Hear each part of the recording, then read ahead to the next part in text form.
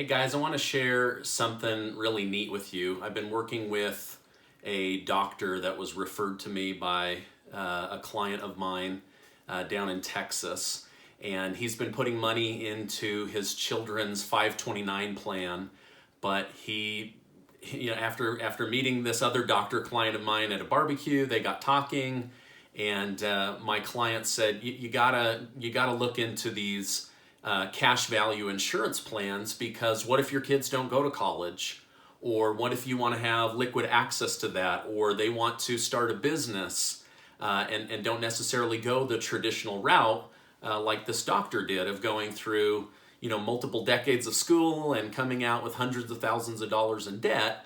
But even if they did, this would give them a leg up. And so I've built this plan out for this client, and it's already set in motion. And because his children are young, he doesn't even have to put a lot of money in, because they have time on their side. And I'm going to try to show some of this to you. But if you have children or grandchildren and you want to give them a leg up in this world that's becoming more and more expensive because of inflation and the rising cost of living, then this is a great way to go. And I talk about this in my book, Taming Wall Street, but I want to go through this specific example. This is on an 8-year-old girl. We ended up doing 2 of these plans, one for his son, one for his daughter. So I want to go through the older child. But in this plan, they're looking at doing $300 a month. And so we put that money in.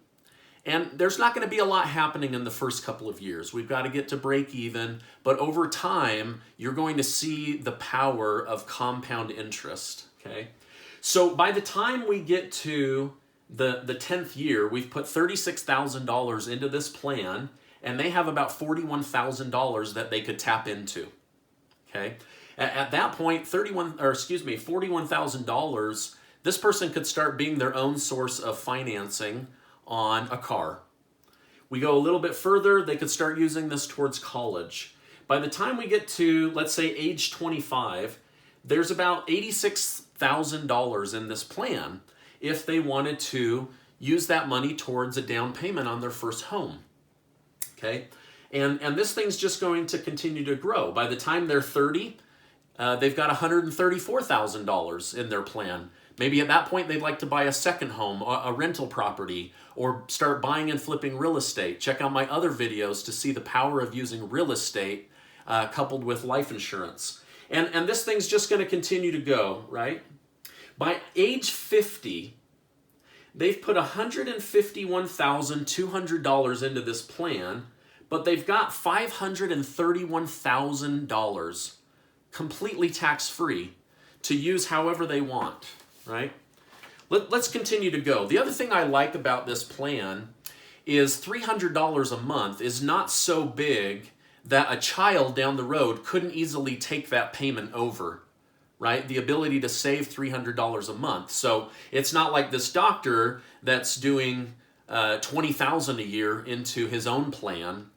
This is very, very manageable for a child. But let's just continue to go with this plan, okay? By age 70, they've put $223,200, and at that point, they're not going to put any more money into this plan. But they have, going into their 70s, $1.6 million completely tax-free. Now, at that point, they could use that money to be their own source of capital on real estate or cars or vacations or whatever they want. They could also turn on a stream of income of around $90,000 a year completely tax-free for the rest of their life, okay? But if for some reason they were to pass away, there's $2.8 million in death benefit.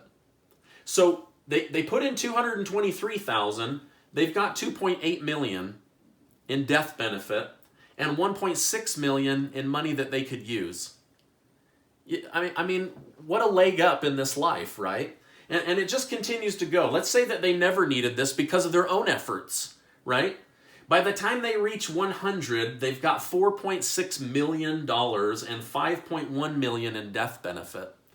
So it's a cool way to get the savings going for your children. If for some reason you don't feel that they are in a position to take that over, you're still the owner. Grandma and grandpa could be the owner, mom and dad can be the owner, and you have that as cash value that you can use the way that you want. But if you do end up turning it over, again, it's not an unmanageable amount of money to save, and that compounding over decades and decades grows to a huge amount of tax-free money that this child could use. So anyway, this is just a real case study of a doctor client of mine that instead of putting money into a 529 plan now, is saving for his 2 children inside of one of these cash value insurance contracts. Hey, if I can help you in any way, please reach out to me at Stephen with a PH at yourbridgeplan.com. Otherwise, please subscribe and hit the bell so you can be notified about future videos.